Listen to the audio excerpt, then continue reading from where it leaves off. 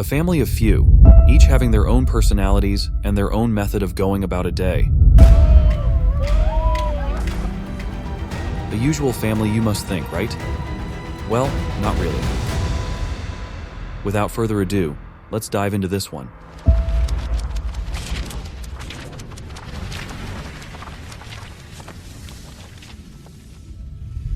A family of 5 is seen doing their usual chores, spending time together on the beach, watching a film together every Friday, and once a year, dreaded New Year's party as Tim mentioned. Everyone seems to be having a good time in the party. Tim, a shy guy, Katie on the other hand, seems to have found a guy to kiss for 12 a.m.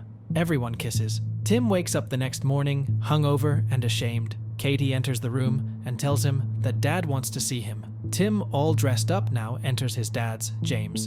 Dad tells him about this family secret, that men of this family can travel back in time. Initially to Tim, it all sounds bizarre and he has some follow-up questions about it. Dad also makes him aware that he cannot change events like killing of Hitler, etc. Upon inquiring about how this happens, Dad explains him the process about how to go do it. That is, by going in a dark place like cupboard, etc., clench fists, zoom in at clinching of fist by his dad, think of the moment you want to go back, and voila, you are there. Pissed off, Tim walks out of the room to try it. He goes back to his room inside the cupboard and does the process, opens his eyes, and finds himself at the New Year's Eve. He does what he didn't the last time. He kisses Polly, comes back in the room, in the cupboard, fist clench, and comes back to present. Does Mum know?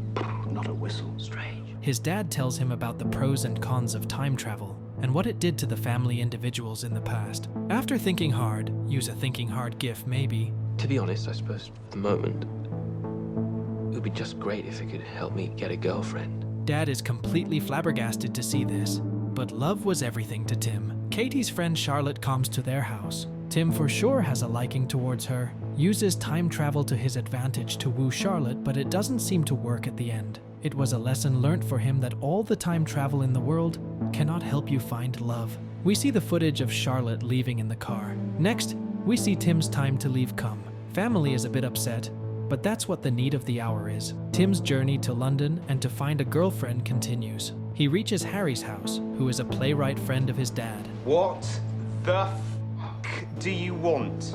Harry, quite a daunting character at first, but eases up on the kids slowly and gradually. Tim starts his life in London finally, though by becoming a lawyer, he didn't help his case of finding a girlfriend as the place he worked at was full of men anyways. 6 months go by, and the life was monotonous for Tim. Eat a slice of bread and work for the law company. Just when life took a turn for him, Tim goes on a blind date event with Jay, a place where there is no light and opposite sex are paired blindly.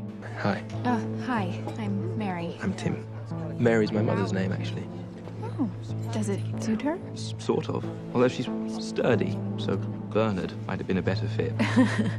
Finally, they meet outside of the event place. A moment of shyness and affection towards each other.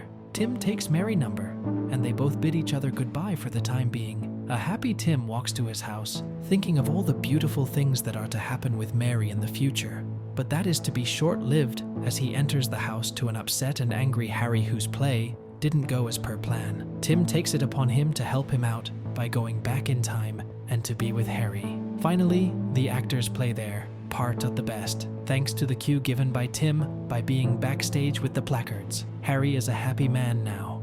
Later, he searches for Mary's name in his phone, only to be surprised by the fact of it not being in his phone book. He rushes to the blind date event place and inquires about her, but is only disappointed at the end. The next morning, while at the breakfast table with Harry, Tim notices a Kate Moss advertisement on the newspaper and suddenly remember that Mary had mentioned about her on the blind date night back too. Tim rushes towards the Kate Moss event in the hope of finding Mary there. After waiting and munching on snacks for long, we see Katie accompanying him there since Katie has been sacked from her job. Chit-chat happens, and there she was. Right in front of Tim stands Mary. Things don't go as planned for Tim as Mary doesn't recognize Tim, thanks to Tim travel. Mary gets a little weirded out Tim's approach as he seems know a thing or two about her. Although at his second try, Tim manages to be friends with Mary and Mary's friend Joanna. They all go out on a coffee date where Tim learns that Mary has a boyfriend named Rupert now, who also joins them later. Tim is upset about it but asks detective-like questions.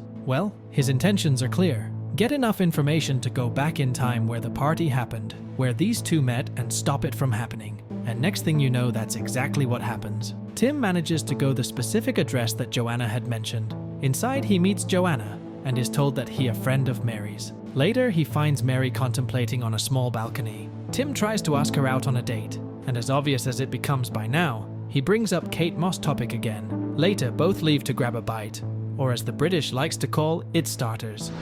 God, what a dickhead. Yeah. Great conversation at the restaurant doesn't with a lovely kiss outside of Mary's house. Mary's invites him in, a sensual moment, and both end up having sex. Well, not the best one as Tim thought, but a quick time travel gives him another opportunity, and one more, and the guy hits the spot this time. It's a beginning of a relationship for both of them. Lovely time is being spent by both together, from office to kisses to subway travels. It puts a smile on your face to see an almost perfect start to a relationship so far. We come to a point where Mary tells Tim that her parents are about to reach their apartment. Tim is taken aback by this news. Both starts cleaning the house. Parents arrive. An awkward intro happens about, This is Tim. Hello, sir. Ma'am. Hi. but nothing that a time travel can't help. Next, we see Tim and Rory in theater where the performance has already happened.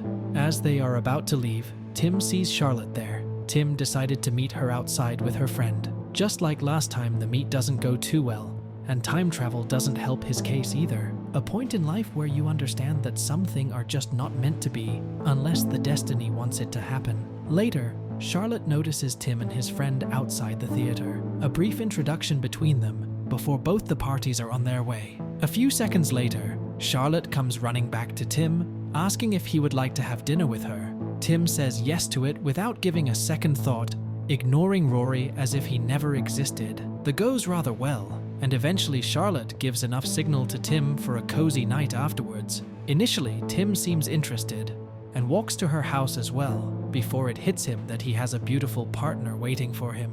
He runs back home in excitement. As he reaches the house, he sees that Mary is asleep, though that doesn't stop him from asking Mary to marry him. A bit of time travel help again, just to smoothen the proposal out, and eventually gets resounding yes from her. And of course, sometimes a bit of smartness is all you need instead of time travel to turn off the radio. Tim and Mary arrives at the lake house. Mary is received well by the family. A day well spent with, of course, some good homemade tea. Tim also sees Kit Kat in the house, realizing that she left London for good and has been there for a couple of weeks. At the dinner table the same day, Tim announces that both of them have decided to get married and also that they're gonna have a baby. That's wonderful news! After some discussion and games back in London home, We have to decide tonight. What? Everything. So here's the deal. I will take off one item of clothing for every decision you make. Where would you like to get married? Home. Oh my god. Best man. Let's do this.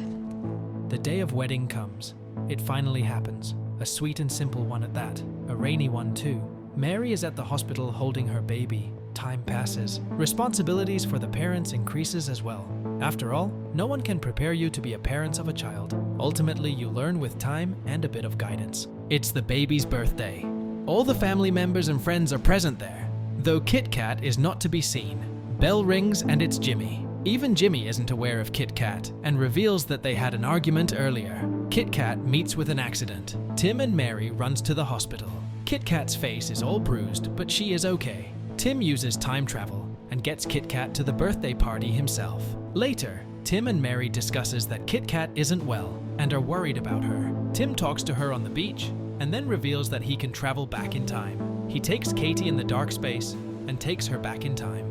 They come back to the New Year's Eve. Kit Kat ends up smacking Jimmy in the face this time after realizing what a sleazeball he can be. James gives a smile seeing Tim and Kit Kat running upstairs. He knows what has happened. As both of them come back to present, Kit Kat is made aware of the fact that she is with Jay. Tim comes back home to Mary and is excited to see his baby. As he picks the baby up, it's a different child. Tim goes back in time to ask his dad about it. Tim is made aware that the exact sperm is not accounted for in time travel since he went back in time before the child was born and altered an event. Tim goes back in time and let Katie's accident happen this time around. Now, Posey, the baby is back in the picture again. Not sooner than later, There were 4 of them. Another baby was born. Life was good. A phone call comes, and a sad family news lands on them. Tim's dad has been diagnosed with cancer. They come back to the lake house in Cornwall. A father and son talk takes place. James tells him that it is mostly due to smoking, but that cannot be undone since it started much before they were born, and many things will be altered if that was to be done in the first place. A moment of sadness and reflection on life for the son and the father. James takes this opportunity to tell the most important secret. Part 1 of it was to just get on with the ordinary life and not try to change it in any way. Live the problems, tackle them, and just dust off and move on. Then the second part of it came in. James told him to live every day again, almost exactly the same. The first time with all the tensions and worries that stop us noticing how sweet he world can be. Some days, of course, though, you only want to go through once. The day of the funeral comes. Everyone gathers in the living area, but Tim wants some time. It's a travel back in time to see his father again. Tim makes James aware of where he is coming from. The big day. James reads out Dickens to him. Time goes by. Much after James' death, Mary talks with Tim about having a 3rd child. Tim knows what this means. Saying yes to the future means saying goodbye to Dad forever. He finally says yes to Mary. Mary is now seen pregnant with the child, much closer to giving birth. Tim knows it's time. He tells James all about it. Emotions flows between father and the son. Is there anything at all I can do? Is there anything you want to do? And all James wants is a quick little walk. They go back in time. A blast from the past between father and the son. It's when James and a young Tim go the beach, laugh and play out as if it was their last day, which it is. Life moved on for the Lake family. Kit Kat ends being a mother of a child. Tim also learns the lesson of his travels in time, a step ahead of his father. He lives the day as if he has come back to this day deliberately to enjoy it, as if it was the full and final day of his life. A day is the past, present, and the future. Treat it the way you want to. If you like our content, don't forget to show your support by subscribing to the channel. For more incredible recaps, check out the videos on your screen.